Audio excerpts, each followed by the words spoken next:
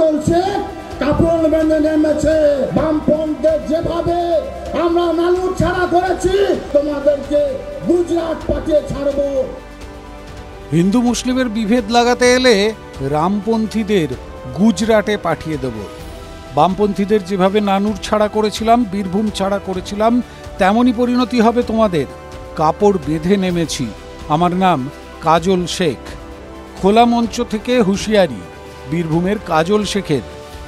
কাজল শেখ কাপড় বেঁধে নেমেছে।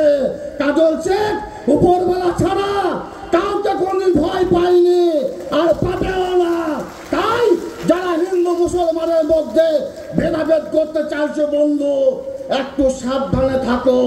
তোমাদের বামপন্থীদের যেভাবে আমরা নানুর ছাড়া করেছি, বীরভূম ছাড়া করেছি, বাংলা ছাড়া করেছি, তোমাদের সময় এসে গেছে।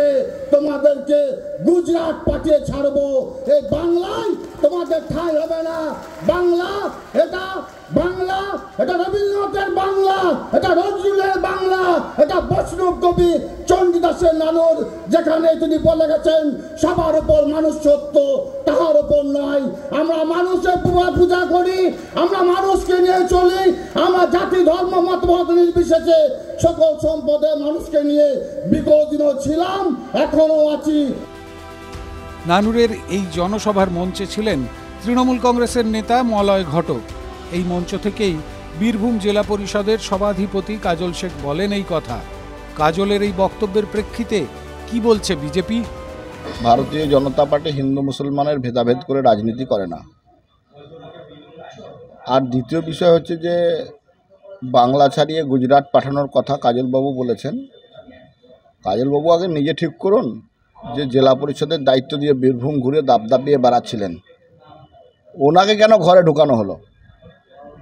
ওনাকে কেন নানুরেই ক্লোজ করে দেওয়া হলো? আগে আপনি বাইরে বার হন, তারপরে বাকিদের বাইরে পাঠাবেন। বীরভূম থেকে হিমাদ্রি মণ্ডলের রিপোর্ট, টিভি9 বাংলা ডিজিটাল।